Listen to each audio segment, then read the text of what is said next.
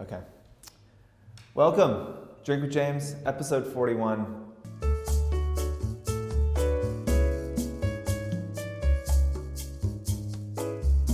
As you can see, I'm back in the conference room. I am a little bit upset about it.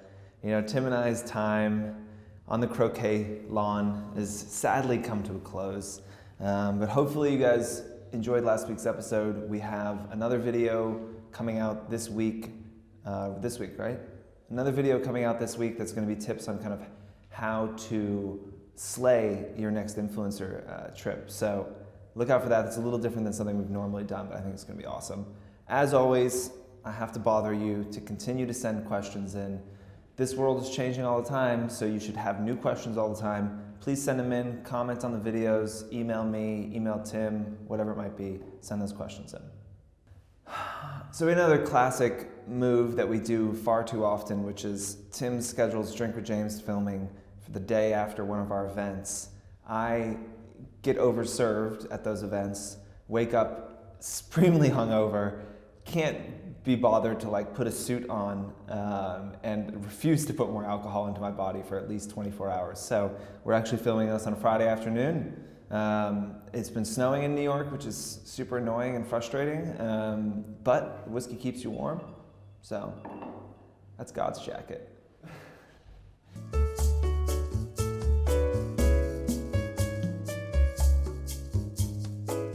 I know we've talked about quite a few times that as you're growing, you know, starting to work with a professional photographer should be a step that everyone should take.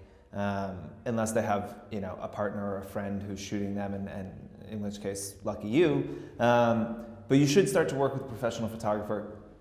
You know, rates vary across the board. I think that what I hear as kind of normal is like, for someone who's good, is like $250 an hour.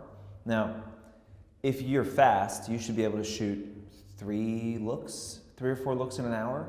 So if you can get 4 looks an hour done and you have a 2-hour session booked, 8 looks, let's say, unless you do 6, you're not super fast. That should get you through a week and a half, 2 weeks, and that's $500. So I think that is pretty fair for someone who's good. Now, if they're on the up and up, you know, you can kind of lower that rate. I mean, you can kind of think of a day rate of like a decent photographer. Not amazingly experienced, but a decent one is, let's say, $1,000 a day, and then just divide by the hours that you're going to be paying them. So if a day is 8 hours and it's $1,000, Tim's the math major, not me, but that's a little over $100 an hour. So it's kind of where you want to be. Someone who's like quite talented, who's really good, who also has their own following, obviously that's going to be quite a bit higher. Any photographer that's, you know, worth their salt and is intelligent knows that if you have 300,000 followers and they have 5,000 and they want to shoot more bloggers, well, a good way to do that is by having you take, you know, them taking your photo and you crediting them in the photos. So if you have a big following, you know, you might be able to get a little bit more of a deal, and you can expect, if the photographer has a big following, to pay quite a bit more.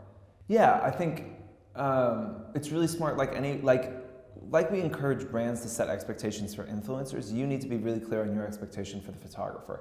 How many final images are they supposed to get you? Once they send you those photos, are you able to say, I don't really love those, can you send some other ones? Are you making selects, or are they? You know, back when I used to sometimes take influencers' photos, I used to like to just pull open my computer and have them do selects while we were shooting, so that I knew exactly the photos they wanted, and I wasn't trying to pick which photos they felt like fit their blog.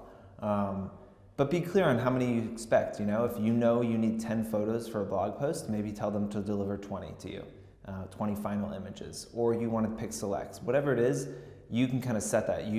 They're working for you, so make sure you kind of set exactly what you want.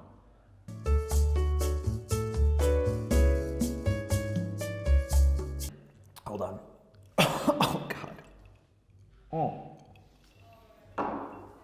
If you have a pulse and a Instagram account, you've probably seen that a lot of bloggers are doing what people are calling loop giveaways. So, you know, 3 influencers will get together, they'll all throw $500 in, they'll buy a Gucci bag, and they'll give it away. Well, $1,500 wouldn't get you a Gucci bag, but you get the point. You buy something nice, like quite expensive. The 3 or 4 influencers who are involved say, hey, you got to go follow all of these people, comment on their, comment on the photo, and you're entered to win, and we'll give this bag away in a week. Somebody asked this question, I appreciate it, because I was seeing a lot of it kind of out of nowhere. It seemed like the holidays happened, and a lot of bloggers probably did giveaways on their own over the holidays, and that probably worked for them. And they said, oh, okay, that works. Maybe that's something I can do more often, because it seemed like right after the holidays, these kind of giveaways just kept happening. So I think it's kind of a holdover from that. When I got the question, I went and looked at some of the data. I saw that like Margot and me had done a giveaway, and I did see a big spike in her following. I think you just have to figure out for yourself if it makes sense and if it feels right for you, because I think some bloggers struggle with the idea of doing a giveaway because it feels kind of cheap. It feels like kind of like you're giving someone a coupon or something. It just doesn't feel really elevated. But I've seen people like Margot and me. I know JC from Damsel in Dior did a giveaway. Like, they've done them in ways that don't feel cheap. I think if you're feeling like, I don't want to be part of this like bigger group, just do one on your own. However much you think it's worth and you can afford, $300, $500, $1,000, buy something there, and you can have people, tag their friends in the post to try and get a following. I think the thing about saying, oh, you have to follow these 3 girls to be entered, I wonder how engaged and how valuable those followers are really going to be to you. And if you look at the equation, then you know that, and you understand CPMs, so every 1,000 followers is worth, what, $10, I think, on your sponsored post rate, right? Is that right? Yeah. So if you gain 5,000 followers, that's worth $50, essentially worth $50 per sponsored post you do. So let's say you do 50 sponsored posts this year, that's $5,000. Am I doing the math right, Tim? Okay, so you gain 5,000 followers over the course of the year. Those 5,000 followers could make you an extra $5,000 if you did 50 sponsored posts, which would be a good amount, actually, one a week. So if you did half of that, it would make you $2,500. So you can just kind of see like, where is the value there? I don't think spending a huge amount of money to get a few thousand followers is great. I don't know that getting an injection of 20,000 followers and then having 10,000 of them unfollow you the next day is great. But they are, I did look at the data, they do seem to be effective. So I think if you can get with a group of people that you think maybe don't share the same following as you, and it seems like it would be fun, and it doesn't feel tragic, and you don't feel gross about it, then I say go for it. But is it like a real strategy to grow an authentic, real following? No. It's a nice little like supercharged, like get you over a hump. Let's say you're at like, 96,000 followers, and you're like, I just want to get to 100 already. Then like maybe this is a good way to do it.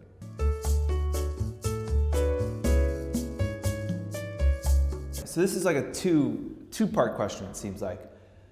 One, you have a job and you're an influencer. This is the case for 98% of influencers out there. When I was a photographer, I never quit my job. I always still had a day job. So, you need to be upfront with your employer that you're doing this, and they need to know it's a part of your life, and an important part of your life. And you certainly, you will need their support to do the things potentially that you want to do. One, they just need to be okay with you basically advertising for other brands, which most people should be okay with because it's a kind of a separate thing.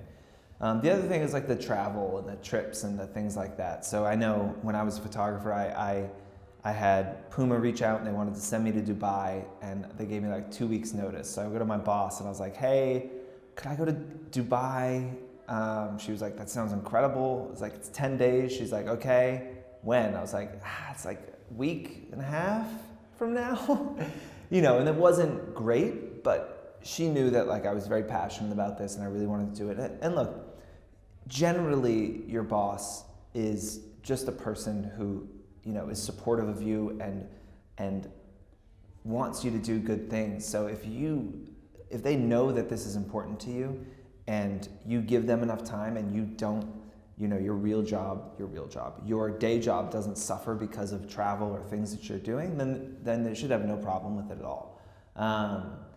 it's if you try and hide it and you're weird about it and you're kind of shady about it that I think you can kind of get yourself into some trouble. Now, if you work for a company that does sponsored posts, that's an interesting question. Should you be involved in those sponsored posts? I would say no.